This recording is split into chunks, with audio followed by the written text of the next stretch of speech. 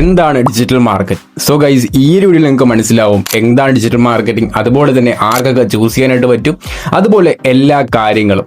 So ഇതിനെ കുറച്ച് കാര്യങ്ങളൊക്കെ പഠിക്കാനായിട്ടുണ്ട്. ഡിജിറ്റൽ മാർക്കറ്റിംഗ് വെച്ചിട്ടുണ്ടെങ്കിൽ ആ ഒരു വേർഡ് മാത്രമല്ല, അതിനകത്ത് തന്നെ പല പല ബ്രാഞ്ചസ് വരുന്നുണ്ട്. അതൊക്കെ ഞാൻ ക്ലിയർ ആക്കി തരാം. സോ ഈ വീഡിയോ കാണുമ്പോൾ നിങ്ങൾക്ക് മനസ്സിലാവും എന്താണ് ഡിജിറ്റൽ മാർക്കറ്റിംഗ്, അതുപോലെ തന്നെ ഡിജിറ്റൽ മാർക്കറ്റിംഗിന്റെ കുറച്ച് ബ്രാഞ്ചസ് പറഞ്ഞിരുന്നുണ്ട്, അതുപോലെ തന്നെ ആർക്കൊക്കെ ചൂസ് ചെയ്യാനായിട്ട് പറ്റുന്നതായിരിക്കും. ഓക്കെ, സോ നേരെ നമുക്ക് വീഡിയോ പോകുന്നതിന് മുമ്പ് നമ്മുടെ ചാനൽ സബ്സ്ക്രൈബ് ചെയ്യാനും നമ്മുടെ വീഡിയോ ലൈക്ക് കൊടുക്കാനും ഹൈപ്പ് ചെയ്യാനും മറക്കണ്ട.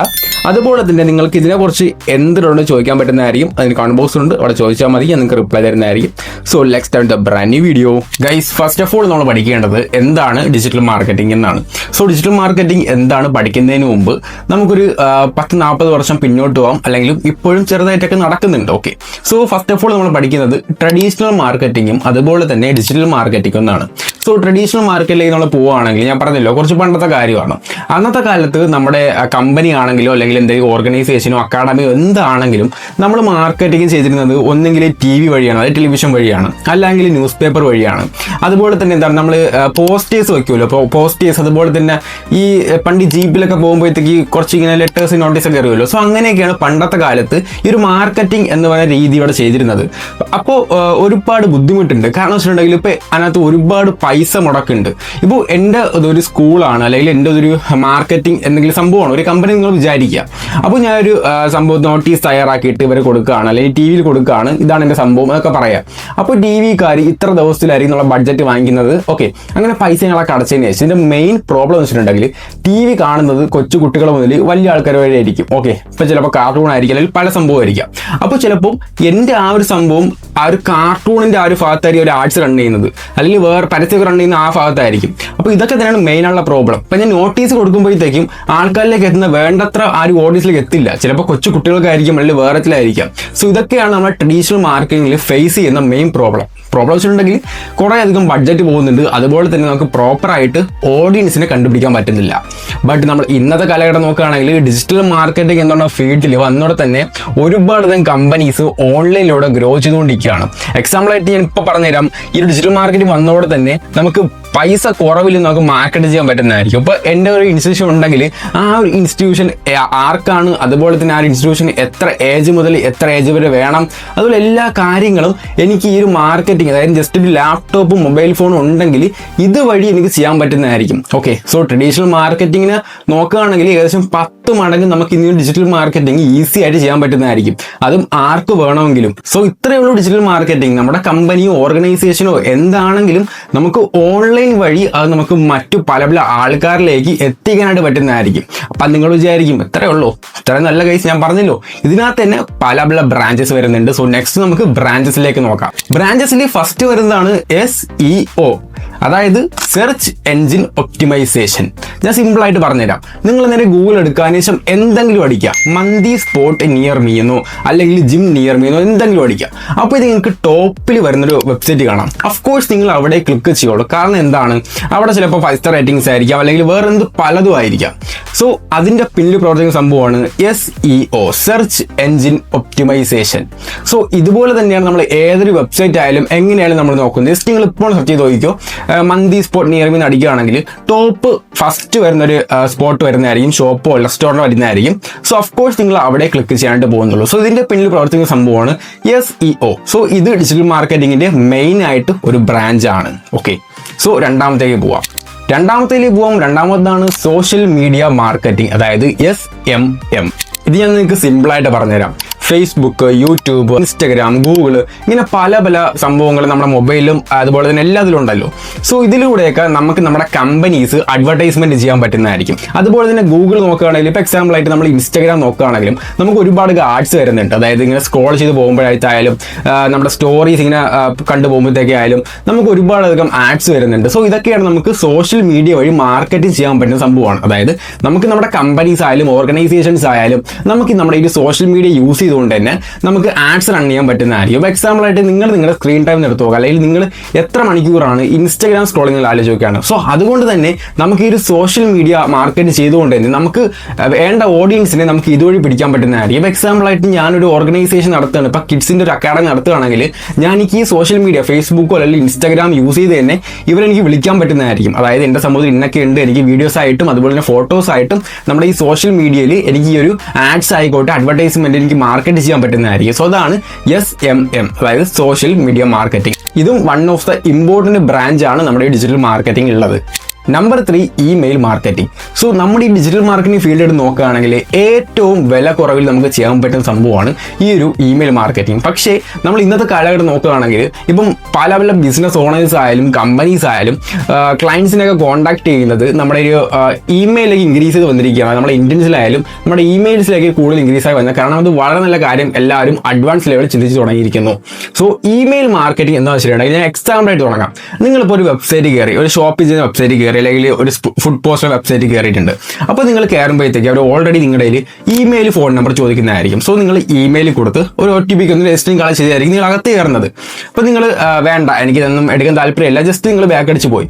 പക്ഷേ നിങ്ങളുടെ ഇമെയിൽ അവർ വാങ്ങിക്കുന്നുണ്ട്. കാരണം വേറെ ഒന്നുമല്ല, ചിലപ്പോൾ നിങ്ങൾക്ക് 2-3 ദിവസം കഴിയുമ്പോഴത്തേക്ക് ഒരു ഇമെയിൽ വരുന്നതായിരിക്കും, നമ്മുടെ ഈ ഒരു ഫുഡ് സ്പോട്ടിൽ ഇത്ര % ഓഫറിൽ പുതിയ പ്രോഡക്റ്റ് വന്നിട്ടുണ്ട്, നിങ്ങൾക്ക് വേണമെങ്കിൽ കഴിച്ചു നോക്കാം. അല്ലെങ്കിൽ എന്താണ്, നമ്മുടെ ഒരു ഷോറൂമിൽ പുതിയ ട്രെൻഡി ബാഗീസ് വന്നിട്ടുണ്ട്, അല്ലെങ്കിൽ സാരീസ് വന്നിട്ടുണ്ട്, ജസ്റ്റ് 20% ഓഫറിൽ നിങ്ങൾക്ക് വാങ്ങാൻ പറ്റുന്നതായിരിക്കും. സോ ഇതാണ് ഇമെയിൽ മാർക്കറ്റിംഗ്. നമ്മുടെ ഓഡിയൻസിനെ നമുക്ക് ഇമെയിൽ വഴി മാർക്കറ്റ് ചെയ്യാൻ പറ്റുന്നതായിരിക്കും. Simply this is email marketing. നിങ്ങൾ ഏതൊരു വെബ്സൈറ്റിലോ അല്ലെങ്കിൽ ഏതൊരു ആപ്ലിക്കേഷനിലോ നിങ്ങൾ കയറുന്നുണ്ടെങ്കിൽ നിങ്ങൾക്ക് സിമ്പിളായിട്ട് ചോദിക്കുന്ന കാര്യമാണ് ഇമെയിൽ എന്ന് പറയുന്ന സംഭവം. സോ ഇത് ത്രോ നിങ്ങൾക്ക് അവർക്ക് പ്രൊമോഷൻ എളുപ്പമായിരിക്കും, നിങ്ങൾക്ക് ഓഡിയൻസിലേക്ക് എത്തിക്കാനും എളുപ്പമായിരിക്കും. മനസ്സിലായല്ലോ. ലാസ്റ്റ് വൺ ഈസ് PPC, അതായത് പെയ്ഡ് പെർ ക്ലിക്ക്. ഇതിന് വലിയ ചിലവൊന്നും വരുന്നില്ല, കാരണം ഞാൻ പറഞ്ഞുതരാം. ഇപ്പോൾ എക്സാമ്പിൾ ഞാൻ തുടങ്ങാം. നമ്മളിപ്പോൾ ഒരു ന്യൂസ് പേപ്പറിൽ ഒരു പരസ്യം കൊടുക്കാനായിട്ട് പോവുകയാണ്. ഇപ്പം എക്സാമ്പിളായിട്ട് എനിക്കൊരു സംഭവമുണ്ട്, ഞാൻ ന്യൂസ് പേപ്പറിൽ പരസ്യം കൊടുക്കുകയാണ്. സോ ന്യൂസ് പേപ്പറിൽ പല രീതിക്കായിരിക്കും. ഓക്കെ, ഇപ്പം ഫസ്റ്റ് പേജ് വരുമ്പോഴത്തേക്ക് നല്ല റേറ്റ് കൂടും, സെക്കൻഡ് പേജ്, തേർഡ് പേജ്, അങ്ങനെ റേറ്റിനും അതുപോലെ നമ്മുടെ സൈസും എത്രയൊക്കെ വേണമെന്ന് വെച്ചാൽ പല റേറ്റ് ആയിരിക്കും. അതുപോലെ തന്നെ ഇത്ര ദിവസത്തേക്കും, അതുപോലെ തന്നെ ആൾക്കാർ എത്രമാത്രം കണ്ടു എന്ന രീതിയിലായിരിക്കും നമ്മുടെ ഈ ഒരു ന്യൂസ് പേപ്പറിലും അതുപോലെ തന്നെ മറ്റ് സംഭവത്തിലും ടെലിവിഷനിലും ഒക്കെ നമ്മൾ എന്താണ് പരസ്യം റൺ ചെയ്യാൻ വേണ്ടി പൈസ കൊടുക്കുന്നത്. പക്ഷേ ഇവിടെ അങ്ങനെയല്ല. ഈ ഒരു പെയ്ഡ് പെർ ക്ലിക്കിൽ നിങ്ങൾക്കൊരു 1000 വ്യൂസ്, അതായത് നിങ്ങൾക്ക് ഇവിടെ 1000 വ്യൂസുകളുടെ പരസ്യം കിട്ടിയാൽ പോലും നിങ്ങളുടെ കയ്യിൽ നിന്ന് ഇവിടെ 1 രൂപയുടെ ചിലവും വരുന്നില്ല. അതായത് നിങ്ങളുടെ സംഭവം എത്ര പേര് കണ്ടു എന്നതല്ല, എത്ര പേര് ക്ലിക്ക് ചെയ്തു എന്നതാണ് ഈ ഒരു പെയ്ഡ് പെർ ക്ലിക്ക് കൊണ്ട് അവർ ഉദ്ദേശിക്കുന്നത്. ഞാനിപ്പോൾ എക്സാമ്പിൾ ആയിട്ട് ഒരു കാര്യം പറഞ്ഞുതരാം. ഇപ്പോൾ കുറച്ച് ഡെവലപ്പർമാർ ഒരു ആപ്ലിക്കേഷൻ ഉണ്ടാക്കി, ഒരു ആപ്ലിക്കേഷൻ അവർക്ക് ആൾക്കാരിലേക്ക് എത്തിക്കണം. ചുമ്മാ എത്തിക്കാൻ പറ്റില്ല, നമുക്ക് ഫസ്റ്റ് ഓഫ് ഓൾ മാർക്കറ്റ് ചെയ്യണം. സോ ഒരു പെയ്ഡ് പെർ ക്ലിക്ക് യൂസ് ചെയ്ത് മാർക്കറ്റ് ചെയ്താൽ പ്രയോജനമുണ്ടെങ്കിൽ, ഇപ്പോൾ ഞാൻ ഇൻസ്റ്റാഗ്രാമും യൂട്യൂബിനും പല സ്ക്രോൾ ചെയ്യുമ്പോഴത്തേക്ക് എനിക്കൊരു ആപ്ലിക്കേഷൻ്റെ പരസ്യം വരും. സോ ഒരു ആപ്ലിക്കേഷൻ 1000 പേരോ 1,00,000 പേര് കണ്ടാൽ പോലും ഇവരുടെ കയ്യിൽ നിന്ന് 1 രൂപ പോലും ചിലവാവില്ല. ഞാനിപ്പോൾ ഒരു ആപ്ലിക്കേഷൻ എന്താണെന്ന് ടെസ്റ്റ് ചെയ്യാൻ വേണ്ടി ജസ്റ്റ് ഒന്ന് ക്ലിക്ക് ചെയ്തതിനു ശേഷം ഞാൻ പ്ലേ സ്റ്റോറിൽ പോകുന്നതായിരിക്കും, അല്ലെങ്കിൽ വെബ്സൈറ്റിൽ പോകുന്നതായിരിക്കും. ജസ്റ്റ് ആ ഒരു ക്ലിക്കിനാണ് അവർക്ക് പൈസ പോകുന്നത്. Simply this is paid per click. Simply guys, this is the main branches of digital marketing. So ഇത് മാത്രമല്ല, ഒരുപാട് സംഭവം വരുന്നുണ്ട്. ഓക്കെ, സോ അതിനെക്കുറിച്ച് ഞാൻ പറയുന്നില്ല. നമുക്ക് വേണമെങ്കിൽ ഡീറ്റെയിൽഡ് വീഡിയോ ഞാൻ തയ്യാറാക്കി തരാം. അതായത് ഞാനിപ്പോൾ ചെറിയ കാര്യം പറയുന്നത് എന്താ ഡിജിറ്റൽ മാർക്കറ്റ് ബ്രാഞ്ചസ് എന്തൊക്കെയാണെന്ന് ഞാൻ പറയുന്നുണ്ട്. സോ ഗൈസ്, ഫ്യൂച്ചറിൽ ഇതിന് ബെനിഫിറ്റ് ഉണ്ടോ? നമുക്ക് എക്സാമ്പിൾ തുടങ്ങാം. ഞാൻ പറഞ്ഞൊരു 10-40 വർഷം മുമ്പ് തന്നെ എല്ലാവരും ചെയ്തത് എന്താണ്? ട്രഡീഷണൽ മാർക്കറ്റിംഗ് ആണ്. ബട്ട് ഇന്ന് നമ്മുടെ ഒരു AI കാലഘട്ടം വന്നപ്പോൾ തന്നെ ഈ ഒരു ഡിജിറ്റൽ മാർക്കറ്റിംഗ് വന്നതോടെ തന്നെ ഒരുപാടധികം ചെറിയ കമ്പനീസ് തൊട്ട് വലിയ കമ്പനീസിൽ വരെ നല്ല ഓപ്പർച്യൂണിറ്റീസ് ആണ് വന്നുകൊണ്ടിരിക്കുന്നത്. ഇപ്പോൾ ജോബ് വേക്കൻസീസ് ആയാലും അതുപോലെ എന്തൊക്കെ ആയാലും നമുക്ക് ഈ ഓൺലൈൻ വഴി ഡിജിറ്റൽ മാർക്കറ്റിംഗ് നമ്മൾ പഠിച്ചാൽ തന്നെ നമുക്കിത് പ്രൊമോഷൻ ചെയ്യാൻ പറ്റുന്നതായിരിക്കും. അതുപോലെ തന്നെ ഇപ്പോൾ ഏതൊരു കമ്പനിയിലായാലും നമുക്കൊരു ഡിജിറ്റൽ മാർക്കറ്റ് അല്ലെങ്കിൽ ഒരു മെറ്റാഡ് സ്പെഷ്യലിസ്റ്റ് വേണം. കാരണം അവരുടെ കമ്പനീസ് നമുക്ക് പ്രൊമോട്ട് ചെയ്യാൻ പറ്റുന്നതായിരിക്കും. ഓക്കെ, അല്ലെങ്കിൽ നിങ്ങൾക്ക് പല സംഭവം ചെയ്യാൻ പറ്റും. ഞാനിപ്പോൾ പറഞ്ഞൊരു 4 ബ്രാഞ്ചസ് മാത്രമാണ്. ഫ്യൂച്ചറിൽ ഈ ഡിജിറ്റൽ മാർക്കറ്റിന്റെ മെയിൻ പ്രത്യേകത വെച്ചിട്ടുണ്ടെങ്കിൽ ഇടയ്ക്കിടയ്ക്ക് ചേഞ്ച് ആയിക്കൊണ്ടിരിക്കും, ഐഡിയാസും കാര്യങ്ങളൊക്കെ ചേഞ്ച് ആയിക്കൊണ്ടിരിക്കും. മെയിനായിട്ട് നമ്മുടെ AI കൊണ്ട് മാത്രമാണ്. സോ ഇപ്പോൾ AI വന്ന് ഇതിന് നല്ലൊരു അഡ്വാൻറ്റേജ് ആണ് വന്നുകൊണ്ടിരിക്കുന്നത്. കാരണം ഇപ്പോൾ നിങ്ങൾ ഡിജിറ്റൽ മാർക്കറ്റിംഗ് ചൂസ് ചെയ്യണമെന്നുണ്ടെങ്കിൽ തന്നെ നിങ്ങൾക്ക് നല്ലൊരു ക്രിയേറ്റീവ് മൈൻഡ് ആയിരിക്കണം. അതായത് പുതിയ ഐഡിയാസ് കണ്ടുപിടിക്കാനും ആ ഒരു ഐഡിയാസ് കോണ്ടന്റ് ആയിട്ട് മാറ്റാനും ഒക്കെ നിങ്ങൾക്ക് കഴിവ് വേണം. സോ അങ്ങനെയൊക്കെ ഉള്ളവർക്ക് നിങ്ങൾക്ക് അടിപൊളിയായിട്ടും എൻജോയ് ചെയ്തുകൊണ്ടും ഈ ഒരു ഡിജിറ്റൽ മാർക്കറ്റിംഗ് ഫീൽഡ് നിങ്ങൾക്ക് ചൂസ് ചെയ്തുകൊണ്ട് തന്നെ ഇന്നത്തെ ഏതെങ്കിലും ഒരു കാറ്റഗറിയിൽ നിങ്ങൾക്ക് സ്പെഷ്യലിസ്റ്റ് ആവാനായിട്ട് പറ്റുന്നതായിരിക്കും. സോ അതുമല്ല, നിങ്ങൾക്ക് ഒരു ടെക്നോളജി പരമായിട്ട് നിങ്ങൾക്ക് ഐഡിയാസുകളൊക്കെ ഉണ്ടെങ്കിൽ ഓഫ് കോഴ്സ് നിങ്ങൾക്ക് പറ്റിയൊരു സ്കില്ല് തന്നെയാണ് ഡിജിറ്റൽ മാർക്കറ്റിംഗ് കാര്യങ്ങളൊക്കെ. ഫസ്റ്റ് ഓഫ് ഓൾ നിങ്ങൾ ഓർമ്മിക്കുക, ചെയ്യുക, ഡിജിറ്റൽ മാർക്കറ്റിംഗ് ഒരിക്കലും ഒരു ഡിഗ്രിയോ അങ്ങനെ സംഭവമൊന്നുമല്ല. നിങ്ങൾക്ക് പഠിക്കണമെന്നുണ്ടെങ്കിൽ തന്നെ ഓൺലൈൻ വഴി ഫ്രീ ആയിട്ട് പഠിക്കാണ്ട് പറ്റുന്നതായിരിക്കും. അതൊന്നും നല്ല ഇൻസ്റ്റിറ്റ്യൂഷൻസും കാര്യങ്ങളൊക്കെ ഇത് അവൈലബിൾ ആണ്. സോ അത് മാത്രമല്ല, ഈ ഡിജിറ്റൽ മാർക്കറ്റിംഗ് വെച്ചിട്ടുണ്ടെങ്കിൽ സ്കിൽസ് ആണ്, അതൊരു കംപ്ലീറ്റ് സ്കില്ല് ബേസ് ആണ് സംഭവം ചെയ്യുന്നത്.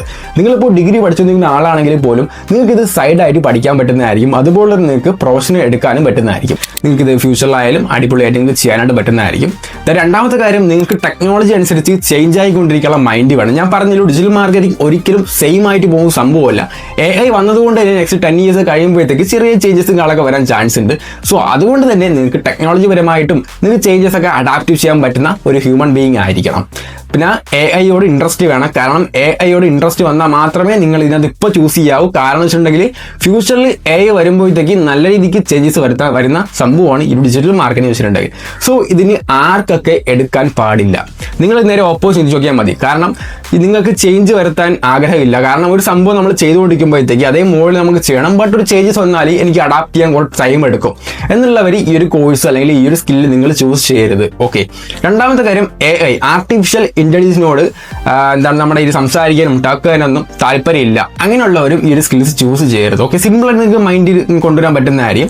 ബട്ട് ഞാൻ ഇപ്പോഴൊരു കാര്യം പറയാം, നിങ്ങൾക്ക് ഇപ്പോഴും AI ഒരു 10% 20% പോലും പ്രോപ്പറായിട്ട് യൂസ് ചെയ്യാൻ പറ്റിയില്ലെങ്കിൽ ഗൈസ്, നിങ്ങൾ ഒരു 100 പേരെടുത്താൽ തന്നെ അതിനകത്ത് ഏറ്റവും താഴെയാണ്. ഓക്കെ. അത് നിങ്ങൾ എപ്പോഴും പഠിക്കുക. കാരണം ഡെയിലി ഒരു 10-20 മിനിറ്റെങ്കിലും AI-ക്ക് വേണ്ടി നിങ്ങൾ മാറ്റി വയ്ക്കുക. Okay, so guys, simply this is digital marketing and this is digital marketing branches and ആർക്കൊക്കെ എടുക്കാൻ പറ്റും, ആർക്കൊക്കെ എടുക്കാൻ പറ്റില്ല. ഗൈസ്, ഫ്യൂച്ചറിൽ AI വന്നതോടെ തന്നെ ഇതിനകത്ത് നല്ല രീതിക്ക് മാറ്റവും നല്ല രീതിക്ക് ഓപ്പർച്യൂണിറ്റീസ് വരും. കാരണം ചെറിയ ചെറിയ കമ്പനീസ് ഒക്കെ അവർക്ക് നല്ലൊരു കാര്യമാണ് ഈ ഡിജിറ്റൽ മാർക്കറ്റ് എന്നോടെ തന്നെ നിങ്ങൾക്ക് അവർക്ക് മാർക്കറ്റ് ചെയ്യാൻ പറ്റുന്നതായിരിക്കും. അതുപോലെ നിങ്ങൾക്ക് ഓഫ്ലൈൻ ആയിട്ട് ഒരു കമ്പനിയിൽ കയറാൻ പറ്റുന്നതായിരിക്കും, അവിടെ സ്പെഷ്യലിസ്റ്റ് ആയിട്ട് വർക്ക് ചെയ്യാൻ പറ്റുന്നതായിരിക്കും. അങ്ങനെ പല പല കാര്യങ്ങളും വരുന്നുണ്ട്. സോ മെയിൻലി ഇത് ചൂസ് ചെയ്യുന്നത് ഡിഗ്രി കഴിഞ്ഞിട്ടായിരിക്കും പല പല സ്പെഷ്യലിസ്റ്റും ഇത് പ്രിഫർ ചെയ്യുന്നത്. പക്ഷേ നിങ്ങൾക്ക് ഡിഗ്രി ചെയ്തുകൊണ്ടും ഈ ഒരു സംഭവം എടുക്കാൻ പറ്റും. അതുപോലെ തന്നെ +2 കഴിഞ്ഞുകൊണ്ടും ഈ ഒരു സംഭവം നിങ്ങൾക്ക് പ്രൊഫഷൻ എടുക്കാൻ പറ്റും. ഇതിന് വേറെ ഏജ് ലിമിറ്റോ അങ്ങനെയൊന്നുമില്ല. നിങ്ങൾക്ക് ഒരു ഹൗസ് വൈഫ് ആണെങ്കിൽ പോലും നിങ്ങൾക്ക് നല്ല ഇൻസ്റ്റിറ്റ്യൂഷനിൽ പോയിട്ടോ അല്ലെങ്കിൽ യൂട്യൂബ് യൂസ് ചെയ്തോ ഈ ഒരു സ്കില്ല് നിങ്ങൾക്ക് പഠിച്ചിട്ട് ക്യാഷ് ഏൺ ചെയ്യാൻ പറ്റുന്നതായിരിക്കും. സോ ഇതൊരിക്കലും ഒരു ഈസി വേ അല്ല. നിങ്ങളിപ്പോൾ എത്രമാത്രം സ്പെഷ്യലിസ്റ്റ് ആയി, അതായത് എനിക്ക് എല്ലാ കാര്യവും അറിയാം പക്ഷേ അല്ല, എക്സ്പീരിയൻസ് ആണ് നോക്കുന്നത്. നിങ്ങൾക്ക് മെറ്റാഡ്സ് റൺ ചെയ്യാൻ അറിയാമോ? സോ പ്രോപ്പറായിട്ട് തന്നെ പഠിക്കുക. അതൊക്കെയാണ് നമ്മളിതിനകത്ത് നോക്കുന്നത്. നമ്മൾ എത്ര രൂപ മുടക്കുന്നു എന്നല്ല, ആ ഒരു മുടക്കിയ രൂപയ്ക്ക് നമുക്ക് എത്രമാത്രം ആ ഒരു ക്വാണ്ടിറ്റി കിട്ടി, അതാണ് അവിടെ നോക്കുന്നത്. മാക്സിമം നിങ്ങൾ ലേൺ ചെയ്തതിന് ശേഷം AI കാര്യങ്ങളൊക്കെ ഇൻക്ലൂഡ് ചെയ്യുക. ഇനി അങ്ങോട്ട് പോകുമ്പോഴത്തേക്ക് AI മാക്സിമം നിങ്ങൾ യൂസ് ചെയ്യാറിയാമെങ്കിൽ ഗൈസ് നിങ്ങൾക്ക് ഈ നല്ലൊരു ഓപ്പർച്യൂണിറ്റി കാര്യങ്ങളൊക്കെ ആയിരിക്കും. സോ നമ്മൾ വീഡിയോ അതിൻ്റെ പേരായിട്ട് പോവാണ്. നിങ്ങൾക്ക് ഇവിടെ ഇഷ്ടപ്പെടാൻ തോന്നുന്നുണ്ട്, നമുക്ക് കുറച്ച് സൈഡ്സ് വന്നോണ്ട് മാത്രമാണ് വീഡിയോ ചെയ്ത്. ആൻഡ് ലൈക്ക് ചെയ്യുക, ഷെയർ ചെയ്യുക, സബ്സ്ക്രൈബ് ചെയ്യുക. സോ ഇതിൽ മികച്ച അടുത്തിട്ട് വീണ്ടും കാണാം. See you guys.